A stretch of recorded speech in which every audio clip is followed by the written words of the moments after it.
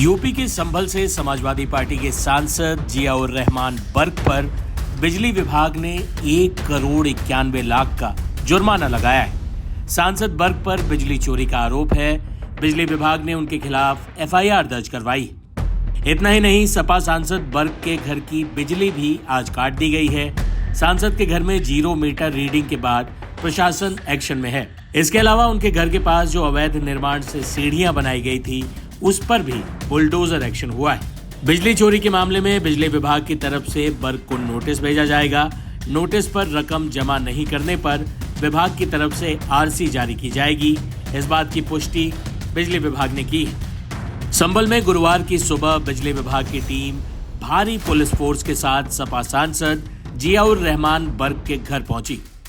जांच पड़ताल की तो कार्रवाई में पता चला कि मीटर में रीडिंग 0 है। सांसद के घर में लगे 2 बिजली के मीटरों में टेम्परिंग के सबूत मिले हैं, यानी छेड़छाड़ के। बीते दिनों बिजली विभाग ने सांसद के घर पुराने मीटर हटाए थे, उनको सील किया था और लैब में जांच के लिए भेजा था। सांसद के घर में बिजली बिल में रीडिंग 0 है। इस मामले में बिजली विभाग ने बाकायदा बिजली चोरी का मामला दर्ज कराया है। बिजली विभाग के जब अधिकारी पहुंचे तो उन्हें सांसद के पिता ने धमकी तक दे डाली। सुनिए बिजली विभाग के सीनियर इंजीनियर ने क्या कहा। जेई ने बताया कि पहले तो ताला खोल नहीं रहे थे, लॉक खोल नहीं, चेक नहीं करने दे रहे थे। उसके बाद उन्होंने ताला खोला और फिर उसको जेई को धमकी दिया, तो जेई अभी बताएंगे, एफआईआर उसका लिख रहे हैं। तो सर और कितनी टीम में क्या क्या पाया गया, वहाँ पे किस तरीके का लोड था? टोटल 16.5 किलोवाट का लोड, वो तो मैंने बता दिया पहले ही। 16.5 किलोवाट का लोड पाया गया। और सर कितना था उस पे, लोड कितना था? 2 किलोवाट का कनेक्शन था। 2 किलोवाट के 2 कनेक्शन थे, एक इनके माननीय सांसद जी के नाम से और एक इनके दादाजी के नाम से। सर एफआईआर भी कराई जा रही है? कितनी एफआईआर कराया है? कितनी एफआईआर कराई जा रही है सर अभी तक? अभी एक एफआईआर कराया है बिजली चोरी का। कराई गई है सर? माननीय सांसद जी जियाउर रहमान के खिलाफ की है। सर उनका कहना था कि सोलर पैनल भी उनके घर पे लगा हुआ था, तो वो वर्किंग में नहीं था? वो तो नहीं वर्किंग में, वो पूरा लोड आ रहा सब उसमें। अच्छा, तो 1 मीटर में तो सर बिल्कुल इलेक्ट्रिसिटी नहीं, रीडिंग्स नहीं आ रही थी जो उनके यहाँ लगा हुआ था? हाँ, उसका भी एमआरआई कर लिया हम लोग, उसको देंगे रिपोर्ट। सर अब और दूसरे में भी एफआईआर कराएंगे सर आप? जो है दूसरी जो है जिसमें मिसबिहेव किया गया वो करा रहे हैं, अभी यही सब जा रहे हैं। जो मीटर है उनकी भी चेकिंग हुई है सर? क्या कुछ इस तरीके की? उसकी एमआरआई हुई है मीटर की। मौलाना साहब, आज जो ये मीटर लगाने का लिए आए हैं, बड़ी जी बहुत गलत काम है। तो मीटर लगा रहे हैं, हमें कोई परेशानी है तो इनके डिपार्टमेंट का बहरहाल वो जो है काम है वो कर रहे हैं, हमें कोई इताद नहीं। क्या वजह मानते हैं? ये पहले कितने किलोवाट का था, चेंज कर रहे हैं, क्या मानते हैं? नहीं, इस पर मुझे कुछ पता नहीं, ये तो इनसे पूछे क्या है।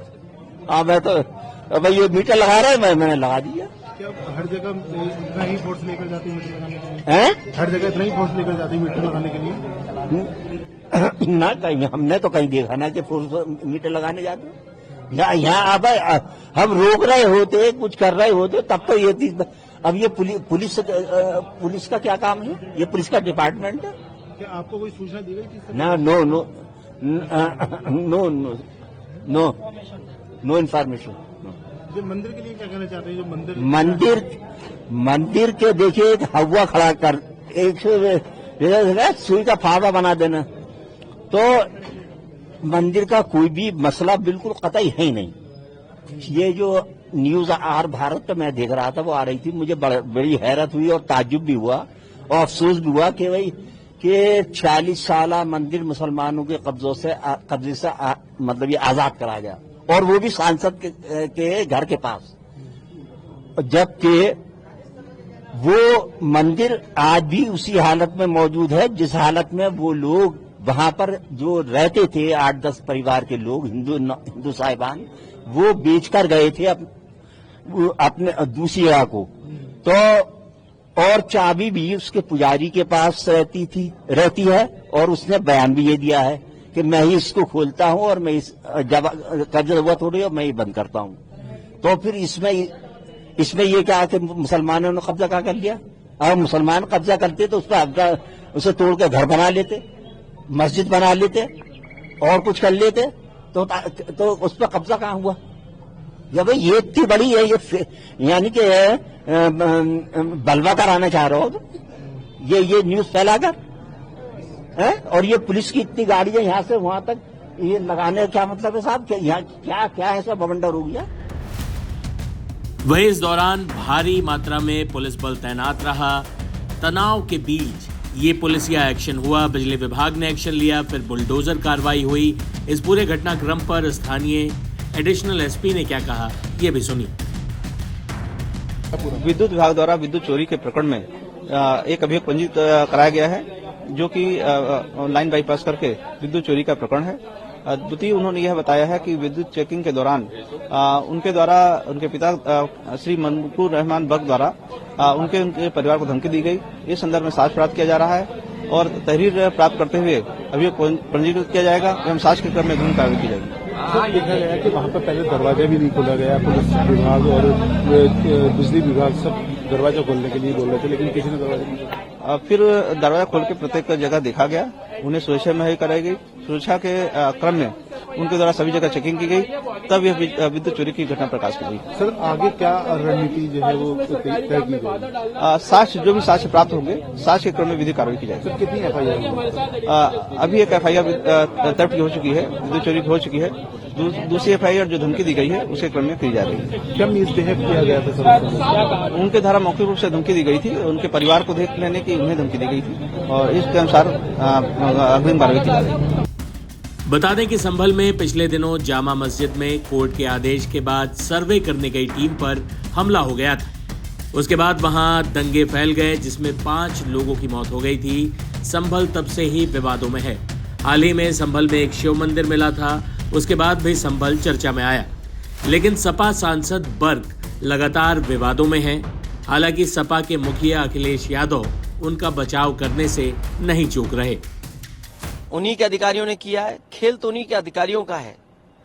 मुख्यमंत्री जी ने खेल अपने अधिकारियों के माध्यम से खेला है और अधिकारी बचने के लिए लगातार इस तरह का खेल कर रहे हैं, जानबूझ करके अपमानित कर रहे हैं वहां के लोगों को, खासकर मुसलमान भाइयों के घरों में छापा पाड़ रहे हैं, महिलाओं को अपमानित कर रहे हैं।